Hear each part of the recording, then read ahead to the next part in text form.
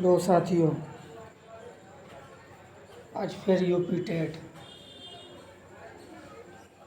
Primary और junior के लिए हिंदी की बहुत ही महत्वपूर्ण लेक्चर लेकर आपके सामने आए हैं। अभी तक हम हिंदी की 8 वीडियो करा दिए।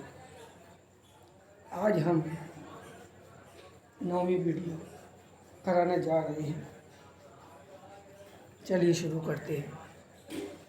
काल काल से क्रिया के संपन्न होने, उसके घटने, उसकी पूर्ण अपूर्ण अवस्था एवं स्थिति का पता चलता है।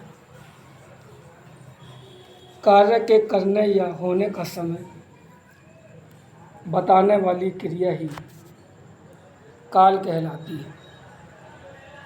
जैसे बच्चे खेल रहे हैं, वर्तमान काल। बच्चे खेल रहे थे, भूतकाल। बच्चे खेलेंगे, भविष्यत काल। काल के प्रकार: नंबर 1 वर्तमान काल, नंबर 2 भूतकाल, नंबर 3 भविष्यत काल। नंबर 1 वर्तमान काल। क्रिया के जिस रूप से यह ज्ञात हो कि क्रिया का होना या करना चल रहे समय में हो रहा है, उसे वर्तमान काल कहते हैं। उदाहरण: सोनू खाना खा रहा है, बच्चे सो रहे हैं। वर्तमान काल के प्रकार: नंबर 1 सामान्य वर्तमान काल, नंबर 2 अपूर्ण वर्तमान काल, नंबर 3 पूर्ण वर्तमान काल, नंबर 4 संदिग्ध वर्तमान काल। नंबर 1 सामान्य वर्तमान काल।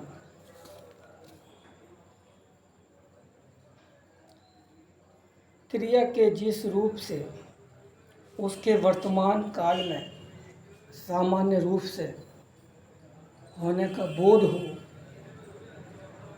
उसे सामान्य काल कहते हैं। उदाहरण: बच्चे विद्यालय पढ़ने जाते हैं, कोहली क्रिकेट का अच्छा खिलाड़ी है।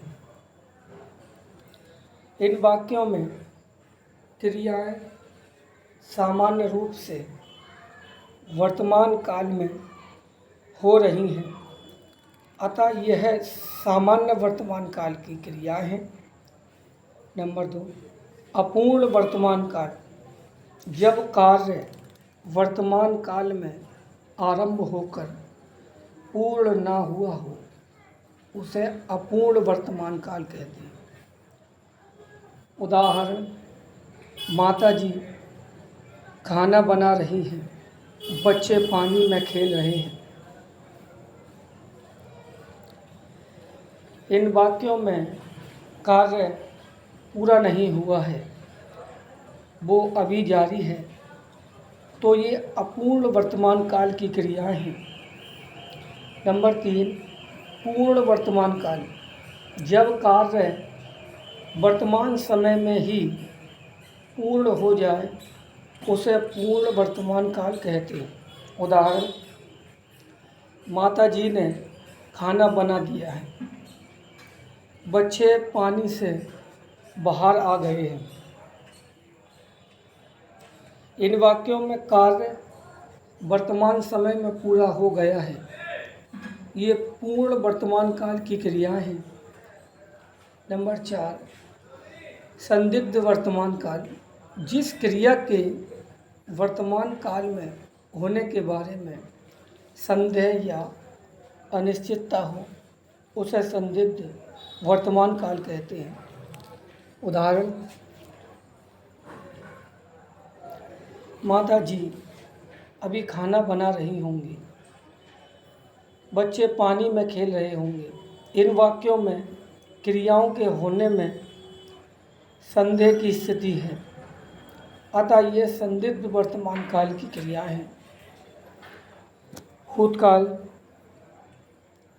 बीते हुए समय में कार्य होने का बोध कराने वाली क्रिया का रूप भूतकाल कहलाता है।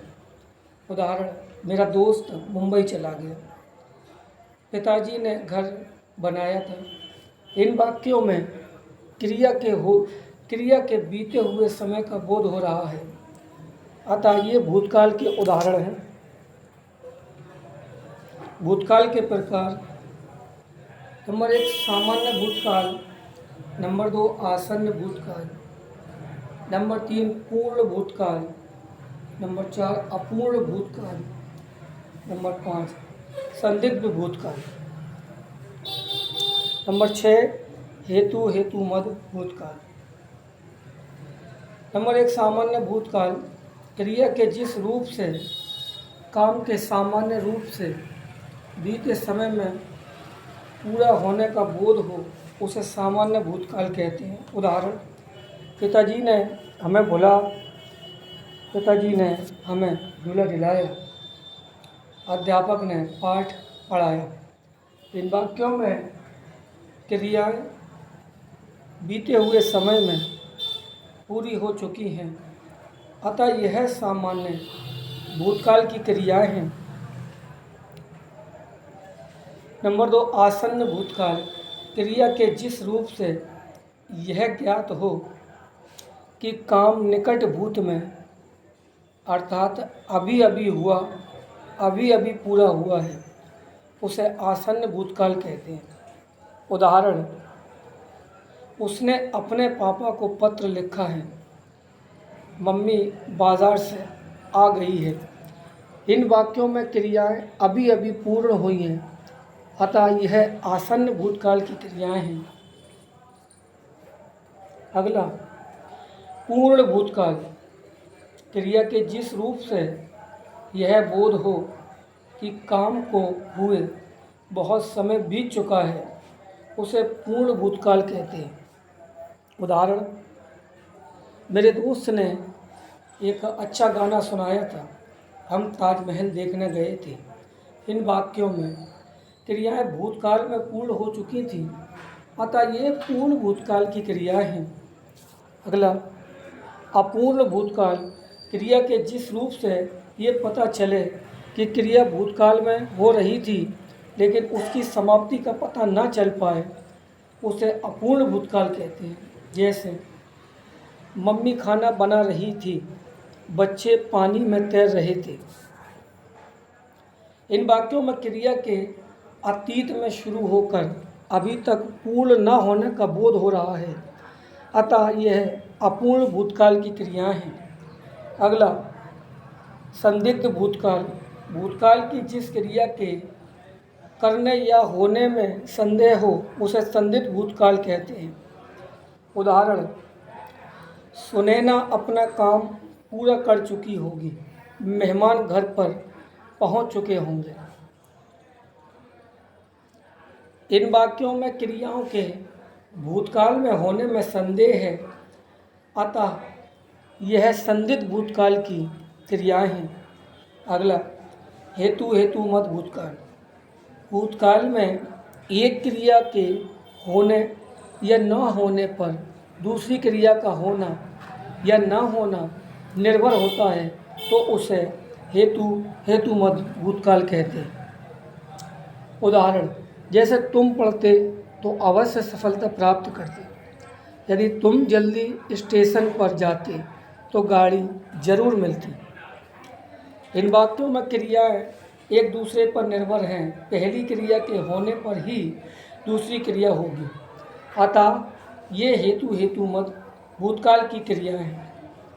अगला, भविष्यत काल, क्रिया के जिस रूप से यह बोध हो कि क्रिया आने वाले समय में संपन्न होगी, उसे भविष्यत काल कहते हैं। जैसे, हम कल घूमने जाएंगे, कल हमारे घर मेहमान आएंगे।